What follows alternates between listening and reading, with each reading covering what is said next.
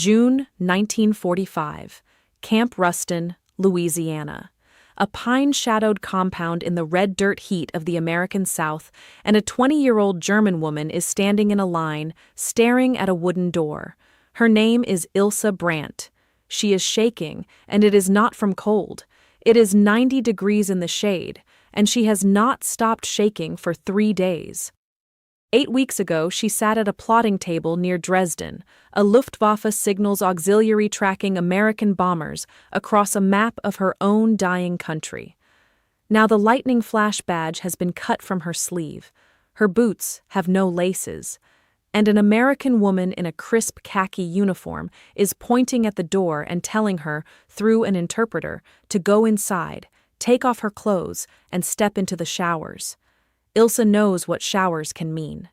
Everyone in Germany, by the summer of 1945, had begun to know. For 3 years, she had been told the same thing, by officers and by the wireless and by her own frightened mother. The Americans were not men. They were wolves. They would not feed German women. They would not spare them. What they would do behind a locked door did not bear saying aloud. The line shuffled forward.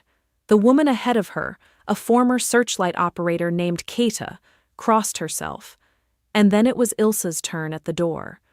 What waited on the other side was not what the propaganda had promised. It was something none of the 400 women in that camp had a word for, and it began with a single bar of soap. Before we go through that door with her, take 1 second to subscribe. On this channel, we tell the human stories of the Second World War, the small, strange, true-to-life moments where enemies looked at each other across a fence and saw something nobody had warned them about. If that is the kind of history you want, the kind they leave out of the textbooks, then subscribe and stay with us. Right. Let us go back to the beginning, to a city that no longer existed. Ilse Brandt was born in 1925 in Dresden on a quiet street called the Striesener Strasse, 3 tram stops from the River Elbe. Her father repaired clocks. Her mother kept the books for a bakery on the corner and saved string in a tin because nothing in that house was ever thrown away. She was an ordinary girl. She liked the cinema. She could not sing but sang anyway.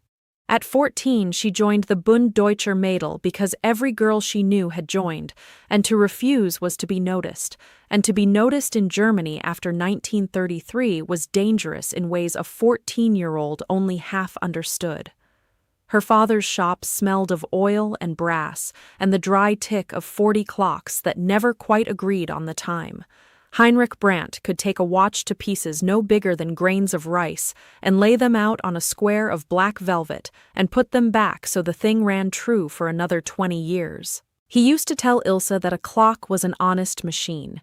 It did exactly what you built it to do, no more, no less. And if it lied to you, it was because someone had said it wrong. She thought about that a great deal, later, in the years when she understood at last who had set her country wrong, and how early, and how completely. A whole nation built to run true, and a hand on the mechanism turning it toward the dark. By 1943, the boys her age were dead or dying in Russia. The Reich was running out of men, so it reached for its women. More than 500,000 German women would serve the Wehrmacht before the end. Typists, radio operators, telephone girls, nurses. 160,000 of them would crew the anti-aircraft defenses, working the searchlights and the listening horns and the plotting tables while the bombs came down. They wore uniforms. They obeyed military discipline. But on paper, they were not soldiers. They were Helferinnen. Helpers. Auxiliaries. A category the law had never properly imagined, and that ambiguity would follow Ilse all the way across an ocean. In the autumn of 1943, at 18, she was assigned to the Luftnachrichtenhelferinnen, the Luftwaffe's female signals corps, founded by decree on the 26th of February, 1941. The men called the girls who wore the lightning flash Blitzmädel, lightning girls. Ilse plotted the bomber streams as they crossed the Reich, moving little wooden markers across a map with a long croupier's rake, while officers shouted coordinates into telephones. The work was strange and exhausting and oddly clean. The auxiliaries lived under military discipline, in barracks, with free quarters and free rations and a uniform issued from a store. But their pay came at civil service rates, and their ranks did not match the men's, because they were not, officially, in the army at all. They were beside it. They worked the night shifts when the raids came, 12 hours at the table in a concrete room with the air going stale, watching the little markers crawl across the map toward cities that had names, toward cities where people they knew were sleeping. They learned to read the streams. They learned which formations meant the factories, and which meant the houses. And they learned, the way everyone in Germany learned by 1944, not to say aloud the thought that the war was lost, because to say it was a crime, and a girl could be hanged for it, and girls had been. There was an officer at her station, a tired Hauptmann named Reuter, who had lost a leg outside Stalingrad and been sent home to plot the destruction of the country he could no longer fight for. He was kind to the girls. One night, when the markers had crowded toward Leipzig and the room had gone very quiet, he said to no one in particular, "We taught the world how to do this. Now the world is doing it back to us, only better." A junior officer told him to be silent. Reuter only laughed. A man with one leg and a lost war has little left to fear from a junior officer. Ilse remembered that laugh for the rest of her life. It was the first true thing she had heard said aloud in years. She was good at the work. She had a steady hand and a quiet head. She told herself she was only moving markers. Her mother saw it differently. The week Ilse left for her posting, Margareta Brandt pressed something small and hard into her daughter's coat pocket and folded her fingers over it. It was a bar of soap, real soap, lavender, French, bought before the war and hidden at the back of a drawer for 6 years. Margaret had been saving it for Ilse's wedding day. "Take it," she said. "Whatever they give you out there, it will be sand and lie. This is real. Save it. Save it for something good." Ilse laughed at her. Then she kept it. Because her mother was right about one thing. By 1943, soap in Germany was barely soap at all. The real fats had gone to the war years before. What the rationing coupons bought was Einheitsseife, a gray, gritty clay and ash brick that scoured the skin without ever lathering, that smelled of nothing, that left you feeling no cleaner than before. A whole generation of German children grew up not knowing what soap was supposed to feel like. There was a reason a bar of real soap could mean so much. By the last year of the war, the German propaganda machine had only one product left to sell, and that product was fear. The newspapers and the wireless and the cinema newsreels told the same story every day, in 1,000 shapes. That the enemy at the gate was not a soldier, but a beast. That surrender meant not peace, but annihilation. That the Allies intended to wipe Germany from the earth. And the most frightening part, the part that made the lie so easy to believe, was that some of it was nearly true. Word had spread in 1944 of an American plan to break Germany apart for good, to tear out its factories and salt its industry and leave it a nation of farmers too weak to ever make war again. Goebbels seized on it. His ministry shouted it from every loudspeaker. The enemy means to starve you, to enslave you, to take your daughters.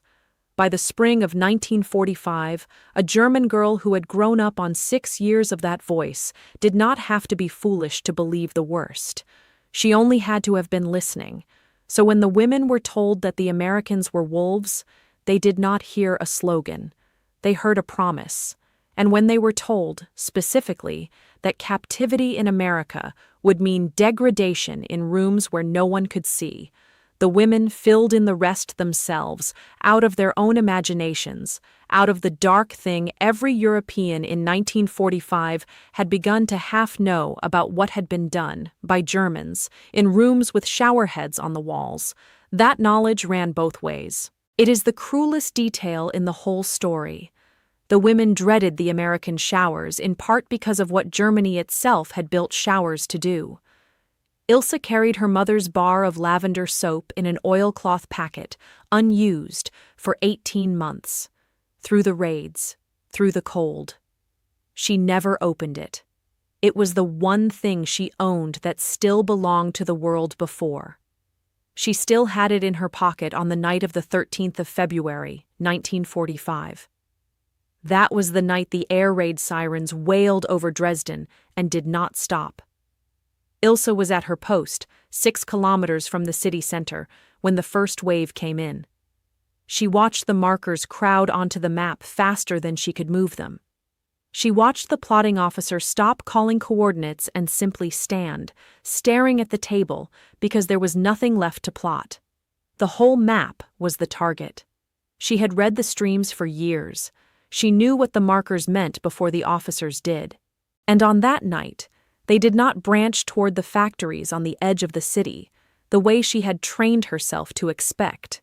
They came straight on, a great, dense river of them, toward the old center, toward the churches and the houses and the tram lines and the bakery on the corner.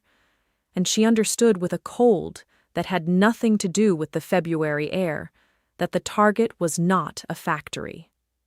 The target was the city. The target was home.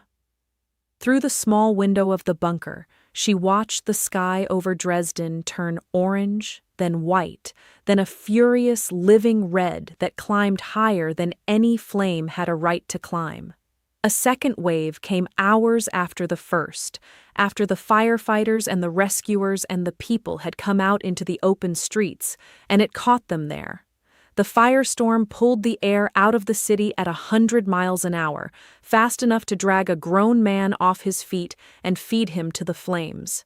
It melted the tram rails into silver ribbons. It turned the cellars where families sheltered into ovens.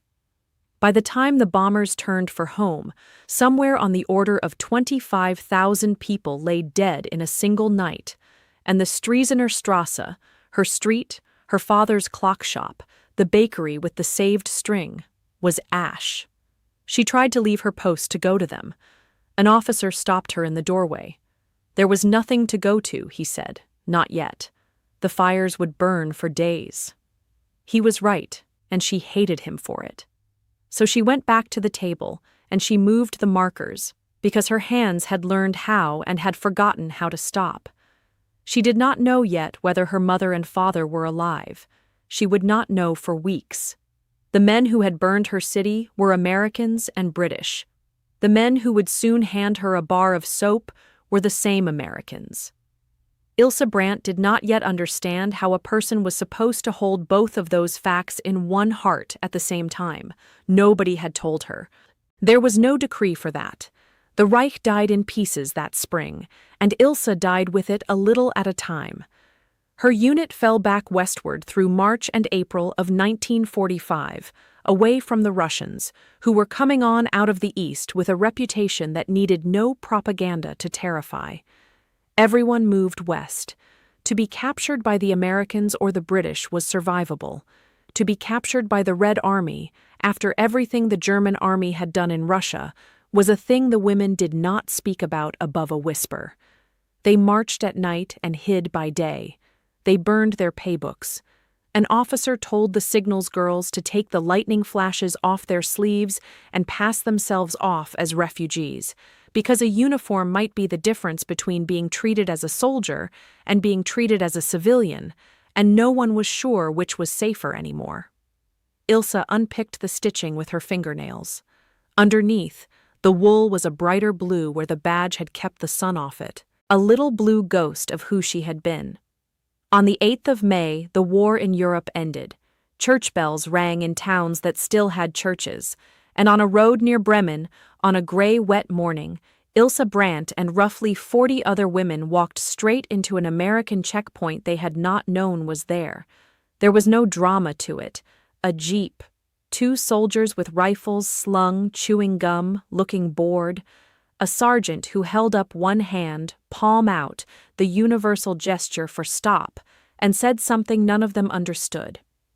Ilsa waited for the wolves. They did not come. The soldiers searched the women's bags, took anything that looked like a weapon, found none, and waved them toward a field where hundreds of other Germans already sat in the grass under guard. One of the GIs, a boy who could not have been older than 19, looked at Ilsa's laceless boots, looked at her face, and looked away. He seemed embarrassed. She could not understand why the conqueror would be embarrassed.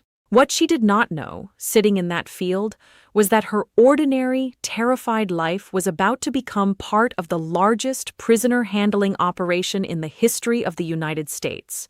Before it was over, around 425,000 captured Germans would be shipped across the Atlantic and scattered through 700 camps in 46 American states, fed, housed, and clothed by law, exactly as well as American soldiers were fed, housed, and clothed.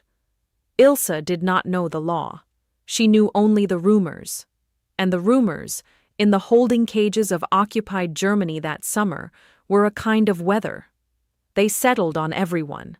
They were taking the women across the sea. That part was true. The trucks came, and the women were loaded, and no one would say where they were going. The rest was rumor. They were taking the women to be punished where no one could watch. They were taking them because the German men were too many and the women were to be made an example of. The Americans had a special hatred for the Blitz medal, it was said, because the Lightning Girls had helped the guns that killed American flyers. For 3 weeks before the trucks came, they were held in a wired enclosure outside a shattered town, in the open, under guard, while the victorious armies argued over what a captured German woman actually was. It was a real question, and no one had a clean answer. The men in the next cage were soldiers, plainly, and would be handled as prisoners of war. But the women were Helferinnen, auxiliaries, not combatants, by Germany's own law. Were they prisoners of war? Civilian internees? The clerks with their clipboards debated it in a language the women could not follow, and in the meantime, the women sat in the grass and listened to the rumor weather and waited to learn what they were. It was in that enclosure that Ilsa first felt the ground shift under everything she had been taught, though it would take her months to admit it. A guard walked the wire at night, a freckled boy from somewhere called Ohio, a place she could not have found on a map. One evening, he stopped opposite the spot where she sat shivering with her knees pulled to her chin, and after a while he took a small paper packet from his tunic and tossed it over the wire into her lap, and walked on without looking back. It was chewing gum, 3 sticks of it, wrapped in silver paper. Ilsa stared at it as though it might go off. She could not read the grammar of the act. In the world she came from, the conqueror did not give the conquered gifts in the dark for nothing. There had to be a reason. There had to be a hook. She gave the gum to the hard-faced woman sitting beside her, who unwrapped 1 stick slowly, smelled it, and tucked the rest into her pocket. "He wants something," the woman said. "What could he possibly want?" "I don't know. That's what makes it dangerous." Her name was Kata, and she believed every rumor in the camp. She was 24, tall and square-shouldered, with a searchlight operator's permanent squint and a voice like a slammed drawer, and over the weeks in the enclosure and the long truck ride to the coast that followed, she became the nearest thing Ilsa had to a friend, which is to say she argued with her constantly. "They don't ship you across an ocean to be kind to you," she said, the day the trucks finally came. "Remember that. Whatever they give you, there's a hook in it." "And if there isn't?" Ilsa asked. Kata looked at her for a long moment. "Then it's worse," she said, "because then you have to be grateful to them." Ilsa did not understand that yet. She would. The port was Bremerhaven, or somewhere near it, a wilderness of cranes and gray steel and oil-slicked water, where troop transports that had carried American boys east now waited to carry German prisoners west. The women were counted, tagged, sorted, and processed with a bureaucratic patience that frightened them more than shouting would have. There was no cruelty.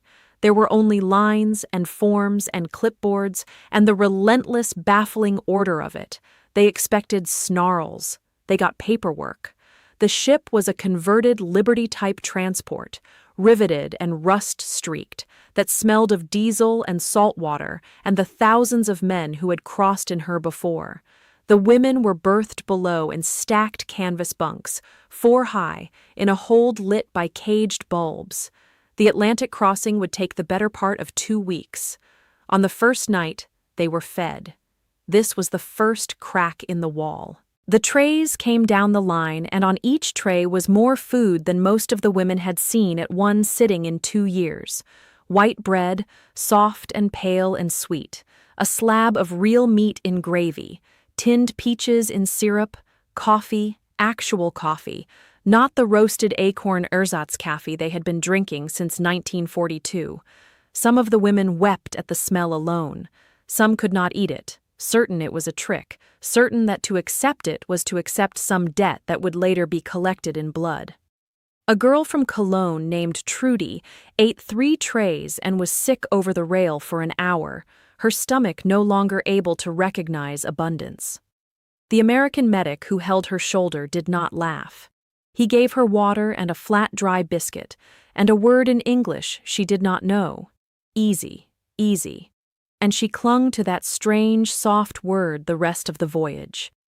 Ilse ate slowly, carefully, watching everyone. She had decided to trust nothing, but the bread was real, and a small, treacherous part of her wanted to live, and so she ate. The poison rumor took hold on the second day. It started, as these things did, with someone's certainty. The food was drugged, or it was the rich man's leavings meant to make them sick, or it was simply too good to be free, and anything too good to be free was a trap. A handful of the women stopped eating. They hid the white bread inside their tunics and let it go to crumbs, living on water and fear, waiting for the others to fall ill. The others did not fall ill. Day after day the food came and was eaten, and nothing happened except that the women's bodies, starved for years, began very slowly to remember what they were for. Color crept back into faces. A girl who had not menstruated in 8 months bled again and wept, frightened, until an older woman explained it was only her body deciding to live. The poison the women had been promised never came. Only the relentless, baffling sufficiency of it, 3 trays a day, which was somehow harder to bear than starvation, because starvation at least made sense. There was a sailor who worked the mess, a thin young American named Sal, with a Brooklyn accent none of them could parse, who took to slipping the youngest girl on the ship, a 17-year-old typist named Liesel, an extra orange whenever the officer's back was turned. He never said anything. He would just set it down by her tray and move off, whistling. Liesel saved the peels and dried them on the steel bulkhead, because in Germany you did not throw away the peel, you boiled it. Sal watched her do this once, and something in his face changed, and after that there were 2 oranges. The crossing was not gentle. On the 4th day, a storm came up out of the southwest, and the transport rolled until the trays slid off the tables, and the women were sick into buckets, and the caged bulbs swung wild shadows across the steel. An older woman in the next bunk, a Red Cross nurse named Frau Dr. Lindemann, who had been captured at a field hospital, had been failing since Bremerhaven. She had a fever the medics could not break. On the 6th night, in the worst of the weather, she died. The Americans did not throw her overboard like cargo, the way the rumors said they would. They sewed her into clean canvas. An officer read words from a book in English, and the German women were allowed up on deck in the wind and the spray to stand for one of their own. Ilse did not understand the English, but she understood the bareheaded soldiers and the slow tilting board and the small white splash that the great gray ocean swallowed without a sound.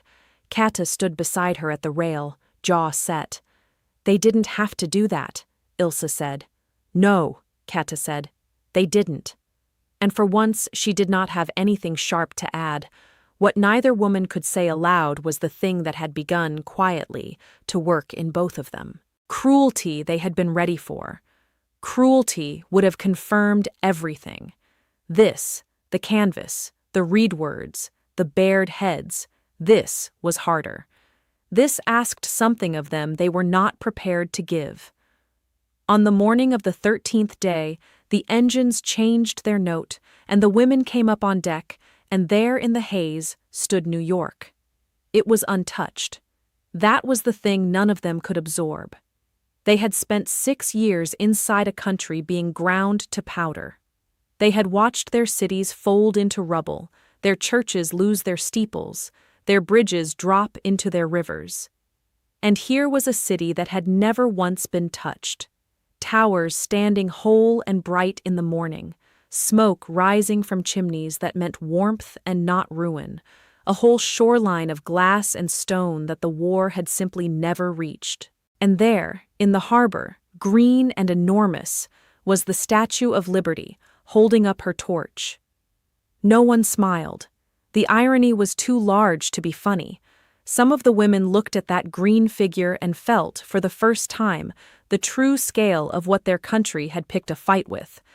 They had been raised on a picture of America as a soft and rotting place, a mongrel country with no will to fight, certain to crumble at the first hard blow. The Reich had staked everything on that picture, and here, rising whole and bright out of an unbombed harbor, was the proof that the picture had been a lie from the very first frame, and that every other thing built on top of it might be a lie as well. The Reich had promised them a 1,000-year empire. It had delivered them, in the end, to a harbor in the land of its enemy, to be shown a torch they had no right to. There were crowds on the piers. Some jeered. Most just watched, curious, the way people watch a strange animal unloaded from a ship. The women were marched down the gangways under guard, their boot heels knocking on the planks, and put aboard trains. The first step onto the gangway was the first step Ilsa had ever taken onto enemy soil, and she took it expecting the ground itself to feel different, hostile, wrong. It felt like wood over water. A press photographer crouched at the bottom of the ramp, and his flash went off in her face, and for a second she was blind, and her heart slammed, and then she could see again, and there was only the photographer, reloading his bulb, already turning to the next woman. They were a curiosity, a picture for a newspaper. 40,000 tons of beaten Germany, walking down a plank into the richest country on earth, and most of the people on the pier had already lost interest and gone back to their own afternoons. Liesel, the 17-year-old, still had Sal's last orange in her fist. She would carry it, uneaten, all the way to Louisiana. The trains went south. For 2 days and a night they rolled through a country that simply went on, unbroken. Green fields, white farmhouses, towns where children rode bicycles on streets with no craters, gas stations and water towers and church spires that were all, every one of them, still standing. The women pressed their faces to the glass and could not speak. Kata stared the longest and said the least. The train stopped once, in the afternoon, at a small station somewhere in the green middle of the country, to take on water.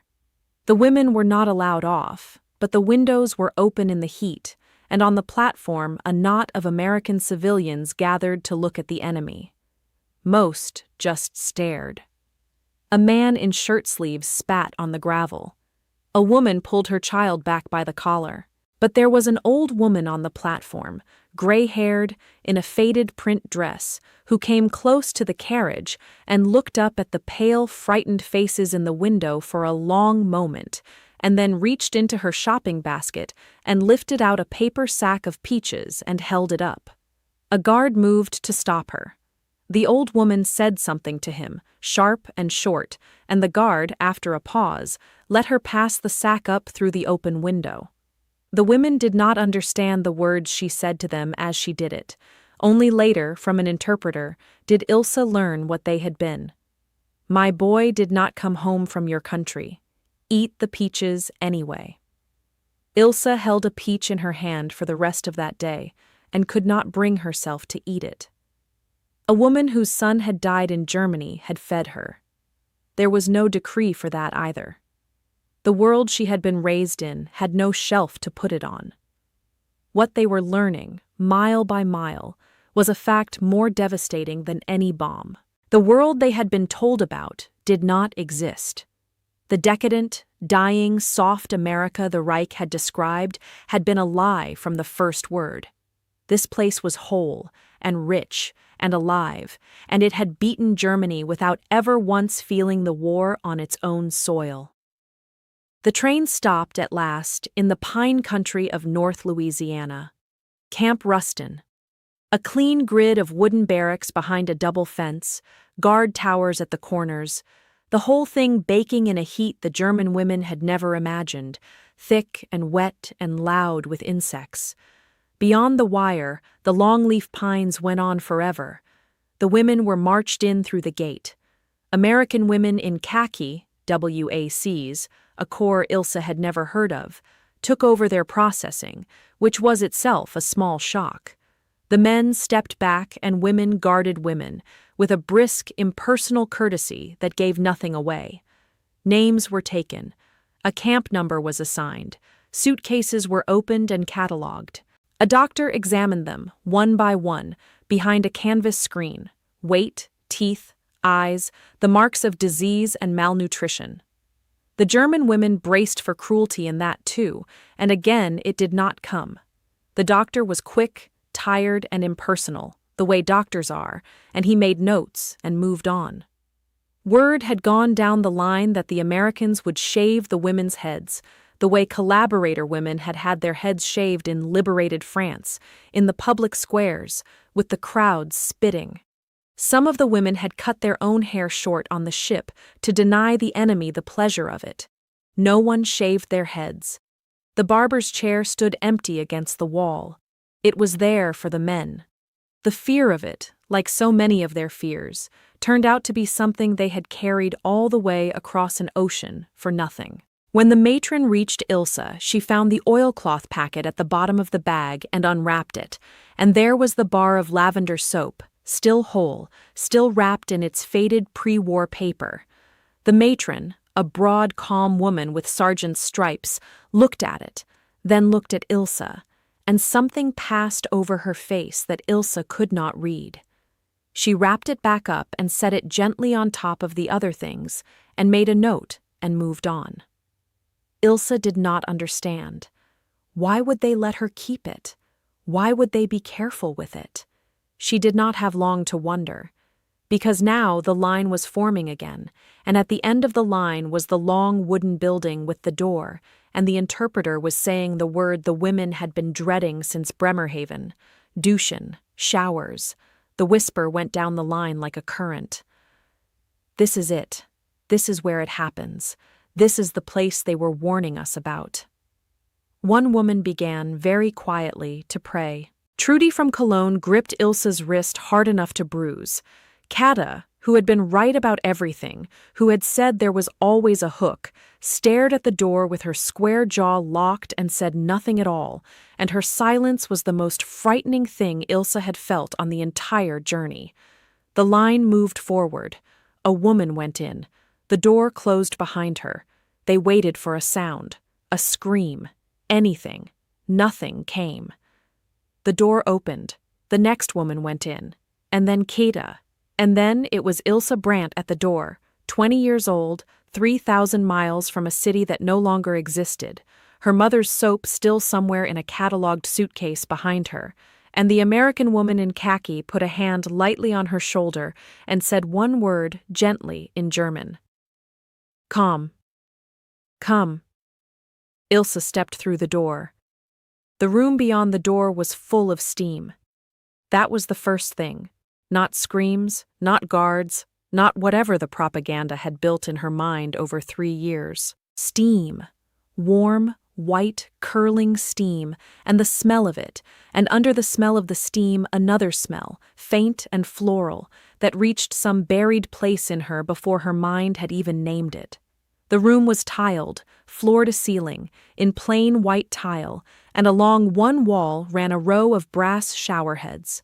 The water was already running from several of them, hot water, real hot water, more hot water running freely down a drain than Ilse had seen in 2 years of a country that rationed every drop. The women who had gone before her stood under it, naked, and they were not screaming. They were weeping. A WAC matron, the same broad, calm woman, Ilse would later learn her name was Sergeant Naomi Pruitt, from a town in Tennessee she could not pronounce, moved down the row with a wire basket, and from the basket she handed each woman a towel and a folded set of clean clothes and a bar of soap. She put the soap into Ilse's hands. It was white. It was heavy. It was thick and smooth and solid, a proper bar, and when Ilse closed her fingers around it, the warmth of the room had already softened its surface, and the floral smell rose up stronger, and now her mind caught up with her body and named it lavender. It was lavender soap. For a moment Ilse Brandt could not move. She stood in the steam with the bar of soap in both hands, and she was not in Louisiana anymore. She was 18 years old in a cold flat on the Striesener Strasse, and her mother was folding her fingers over something small and hard and saying, "This is real. Save it. Save it for something good." She was in the orange light of the burning of Dresden, 6 kilometers from a firestorm, with that same untouched bar in her pocket, while the whole world she came from turned to ash. She had carried her mother's gift across the fire and across the ocean, and she had never once dared to use it, because using it would mean the world before was truly gone. And now the enemy, the wolves, the men who had burned her city, had simply handed her one, as if it were nothing, as if soap were a thing you gave a person because a person ought to be clean, as if she were a person. She stepped under the water and it was hot and it ran down her shoulders and her back, and she pressed the lavender bar to her face and breathed it in, and she wept the way she had not let herself weep since the night her city died, not quietly, the way prisoners learn to weep, but openly, terribly, her whole body shaking with it, the steam and the water hiding her tears and not hiding them at all. Up and down the row, 400 women were doing the same. Some laughed even as they cried, disbelieving. Some scrubbed at their skin as though they could scrub away not just the grime of the crossing, but the whole long nightmare of the war.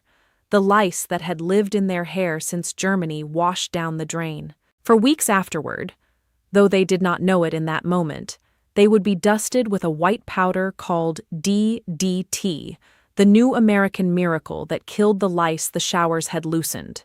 But that was procedure. That was hygiene. That was not the thing.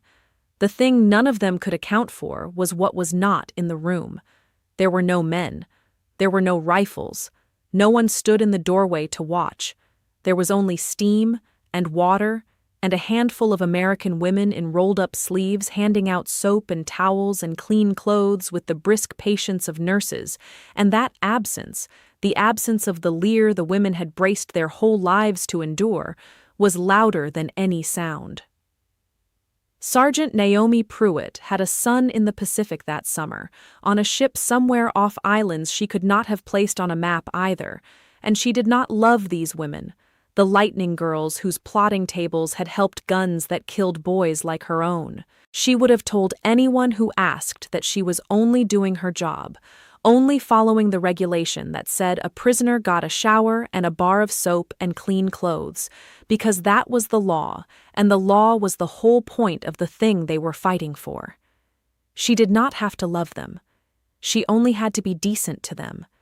And it was the decency, not love, that broke the women open. Love they might have refused. Decency they could not. The thing was the soap. Trudy from Cologne stood under the next showerhead with her face turned up into the water and said, to no one, to God, to the tile. They wash us. They feed us. What are they? And no one answered her, because no one had an answer, because the answer broke every rule they had been given about how the world was supposed to work. Sergeant Pruitt reached the end of the row and stood for a moment, watching 400 enemy women weep over bars of soap, and a younger WAC beside her, a private named Dorothy Engel, whose own grandparents had come from Germany, asked her quietly what was wrong with them. Why were they all crying? Pruitt watched a moment longer. "I don't think anybody's been kind to them in a long time," she said. "I think they forgot it was a thing that happened." Kata, hard Kata, who had been right about the food and the hooks and the gratitude, stood 3 places down with her forehead pressed against the cold tile and the hot water running over her bent neck, and her shoulders were shaking, and she was making no sound at all. Ilse reached over and touched her arm. Kata did not pull away. "You said there was always a hook," Ilse said. Kata lifted her head. Her squint was gone. For the first time she looked her age, 24, just a tired young woman in a strange country a long way from home. "I know what I said," she answered. Her voice cracked on it. "God help me, I know what I said." When it was over, they were given the clean clothes, plain cotton work dresses, faded but whole, smelling of starch and sun, and led out the far door into the Louisiana evening, scrubbed and clean and changed in a way that went deeper than the skin. The light was going gold over the pines. Crickets had started up in the long grass beyond the wire. The air was warm and smelled of cut hay and clean water, and not, for once, of ash. Ilse still had the white bar of soap in her hand. She had not let go of it. A guard could have taken it. None did. She wrapped it carefully in her towel. Later that night, lying in a clean bunk in a barrack that did not leak, with her hair drying soft for the first time in months, she took out her mother's bar of lavender soap from the catalogued suitcase they had returned to her, and she held the 2 bars side by side in the dark. The one her mother had saved for her wedding day, from the world before, and the one her enemy had handed her, without a word, in the world after. They smelled exactly the same. Ilse Brandt lay in the dark and held them both and understood, all at once and far too late to be of any comfort, the full size of the lie she had been raised inside. The men who burned Dresden and the men who handed her soap were the same men. The country that had given her hunger and ruin and a lightning flash to wear on her sleeve was her own. The country that had given her bread and hot water and a bar of lavender soap was the enemy. She did not know what to do with that. There was no decree for it. There never had been. She put both bars under her pillow and lay awake a long time, listening to the American crickets, while around her 400 women breathed in the dark, clean, fed, captive, and quietly, terribly undone. The days at Camp Ruston settled into a rhythm none of them had expected to survive long enough to find dull. A bell at dawn, a breakfast line where the food kept coming and never ran out. Eggs, real eggs, and bread and coffee. Work details in the kitchens and the laundries and the fields. Light work, paid work. Under the Geneva Convention, the agreement Germany itself had signed in 1929, prisoners who worked were to be paid, and so they were, 80 cents a day, issued not in real money, but in cardboard canteen coupons, camp scrip, which could be spent at a small store inside the wire. The store was its own quiet earthquake. On the shelves sat chocolate bars and cigarettes and chewing gum and combs, and on a high shelf a few tubes of lipstick. The women stood in front of those shelves the way the faithful stand in front of an altar. A girl from Bremen bought a lipstick with a week's coupons, drew it carefully across her lips in front of a tin mirror, looked at herself and said very softly, "I look like a person." Then she covered her mouth and turned away, ashamed of how much it mattered. The summer turned to autumn and the autumn toward winter, and the women, against every expectation they had carried off the ship, began to mend, not only their bodies, something underneath. On Saturday nights, the camp ran a film in the mess hall, an American picture with no subtitles, and the women watched it without understanding a word, and laughed anyway when the music told them to laugh, and a few of them learned their first English from those flickering Saturdays. There was a radio that played dance music and baseball scores into the dark, and one evening a guard outside the laundry was heard whistling a tune, and a girl from Cologne who had a good ear caught it and whistled it back through the window, and for the length of one song, two enemies traded a melody across a wire the war had declared impassable. In August, the news came that the Pacific War had ended, that the Americans had a bomb that could erase a city in a single flash. The women received it strangely. They had watched their own cities erased the slow way, night after night, by the thousand. A weapon that could do it in an instant did not shock them the way it shocked the world. It only confirmed what the Hauptmann with one leg had said in the plotting room a lifetime ago. The world had learned to do this, and learned to do it better. Not everyone softened. There were guards who looked at the women with a grief that curdled into hatred, who had brothers under white crosses in France, and could not forgive these girls for being alive and fed and clean. There were German women, too, who clung to the old certainties like a drowning grip, who refused the films and the music and the kindness, who hoarded bread crusts under their mattresses month after month against a betrayal that never came. The camp held both kinds, the softening and the hardening, side by side in the same barracks, and the only thing it asked of any of them was that they show up for the bell. In the weeks that followed, the women were put to work, and the work took some of them, under guard, beyond the wire. They picked cotton and worked the canning sheds and tidied the verges of county roads, and what they saw out there did more quiet damage to the old certainties than any speech could have. American towns where the war had never landed, shop windows full of goods, a cinema with its lights on, children chasing a hoop down a street that had never seen a single bomb. One afternoon, Ilse's detail was given its midday meal in the hall of a country church by a circle of local women in aprons, volunteers who had decided, for reasons of their own, that prisoners were still people who got hungry at noon.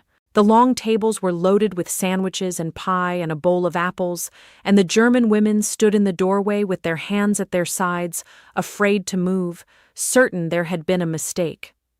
An old woman dusted with flour waved them in. "Eat," she said, the one word, eat, and pushed the apples toward them. Ilse picked up an apple. It was cold and red and perfect. She had not tasted fresh fruit since 1942. She bit into it, and the white flesh was sweet, and her eyes filled, and across the table a woman she did not know whispered, "This is paradise." And Ilse heard, instead, her own mother's voice from a cellar 3,000 miles away. "Save the peel for soup." She put the rest of the apple in her pocket. She could not finish it.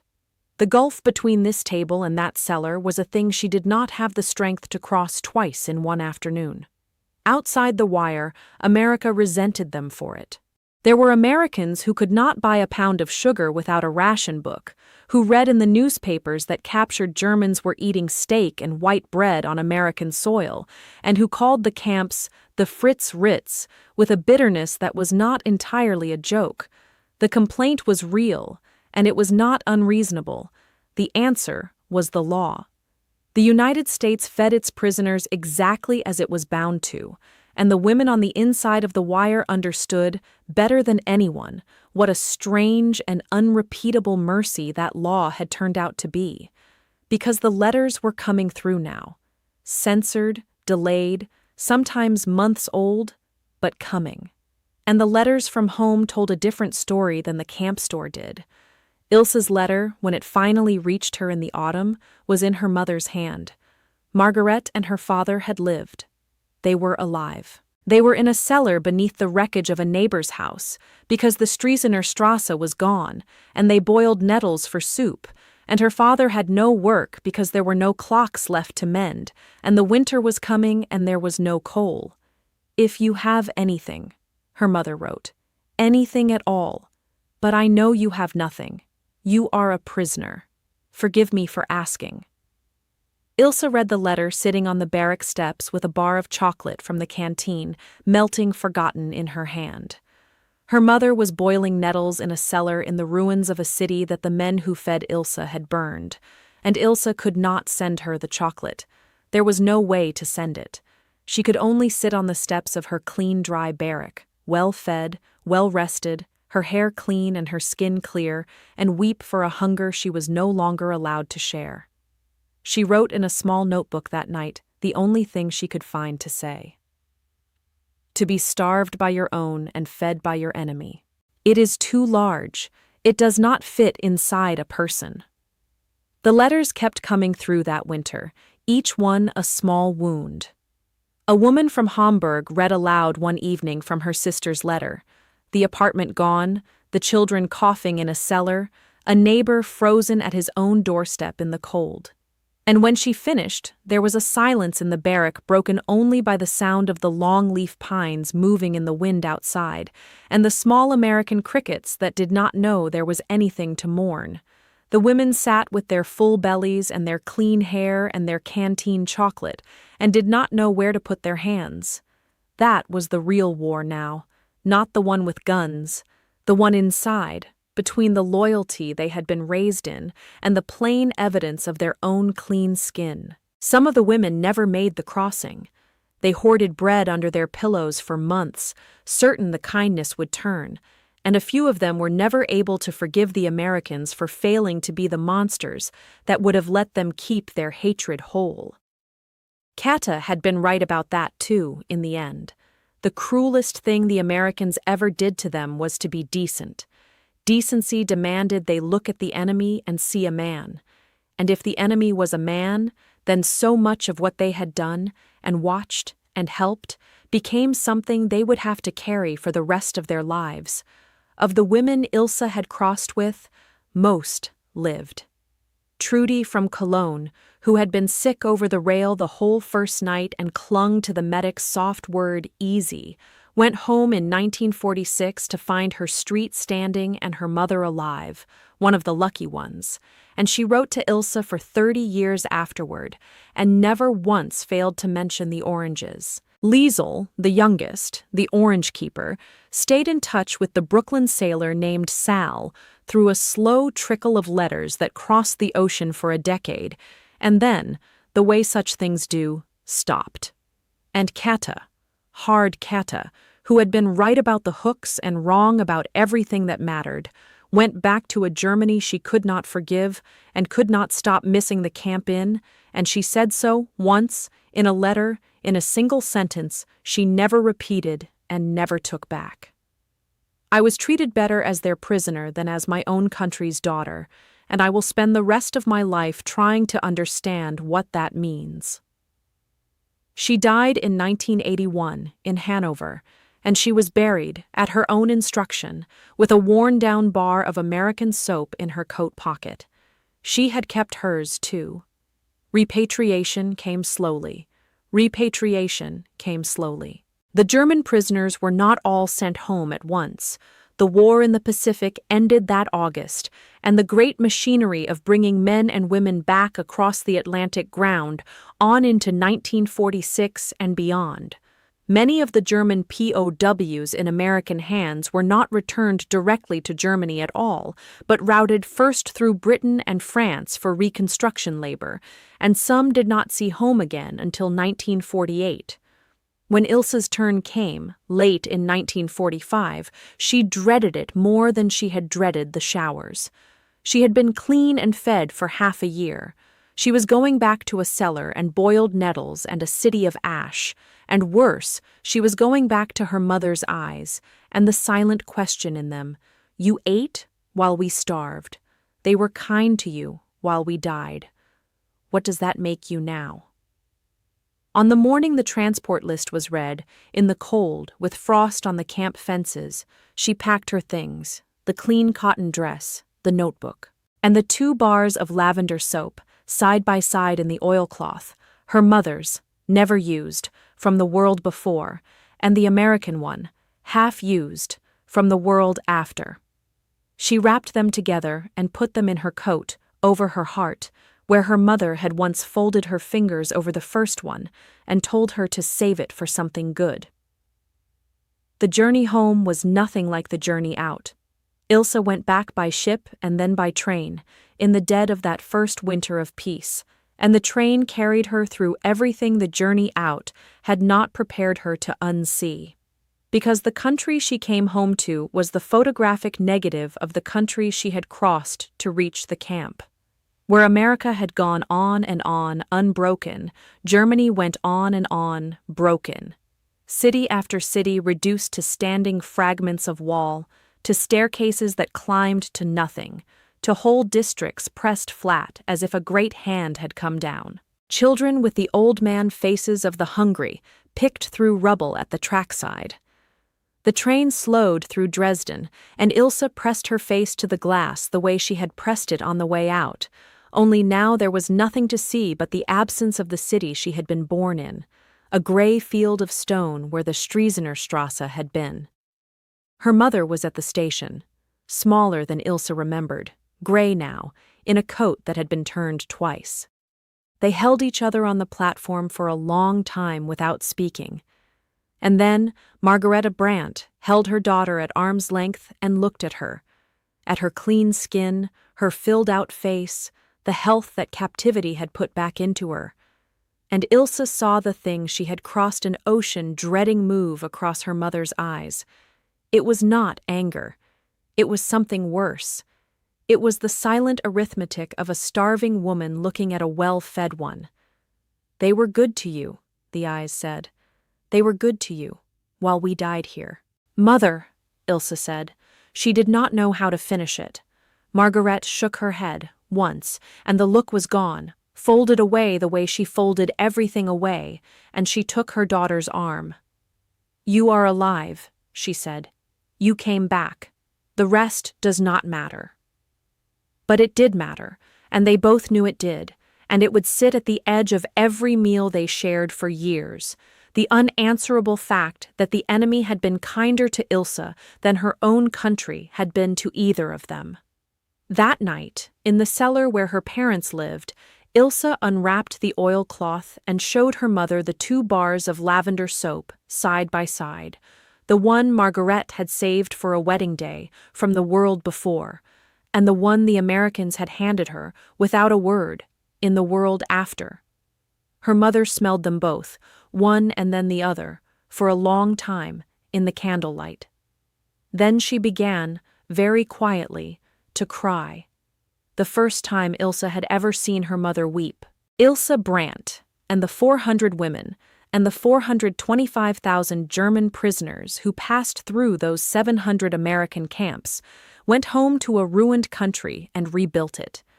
She married in 1949 in a Dresden that was slowly rising out of its own rubble. On her wedding day, her mother asked her if she remembered the soap she had been given, the French lavender bar saved for exactly this morning. Ilse said she remembered. She did not say that she had carried it through the firestorm and across an ocean and back, unused all that way. She did not say that an American sergeant named Naomi Pruitt had handed her an identical bar in a tiled room in Louisiana and changed something in her that her own country never could. Some things were too large to say at a wedding. She used her mother's bar that morning. After 6 years, after everything, she finally used it. She kept the American one. Decades later, in the 1990s, an old woman now in a reunited Germany, telling the story to a granddaughter who could not imagine any of it, Ilse took a small, hard, faded object out of a drawer where she had kept string and buttons and the small saved things her own mother had taught her never to throw away. It was a sliver of white soap, worn down almost to nothing, its lavender scent long gone, its pre-war American wrapper soft as cloth. Her granddaughter asked her what it was. Ilsa held it in her palm for a moment. "It was the day," she said, "that I found out the world was not what I had been told." They had braced for cruelty their whole lives, because cruelty was simple, and it let them keep their enemies at arm's length where enemies belong. What broke them, in the end, was a bar of soap. It is an old and uncomfortable truth that hatred is easy and dignity is hard, that it is far simpler to be brutalized by your enemy than to be treated, by the people you were taught to fear, as though you were a human being all along. So here is the question to sit with. If you had spent your whole life being told that the other side were monsters, and then one of them looked you in the eye and handed you something kind, would you have been brave enough to let it change your mind? Or would you, like some of those women, have clung to your hatred because it was the only thing you had left? Tell us in the comments. We read them. And if you want more of these stories, the small, true, human moments of the Second World War that the textbooks leave out, then subscribe and stay with us. There are a great many of them still waiting in the archives, and we are not finished telling them.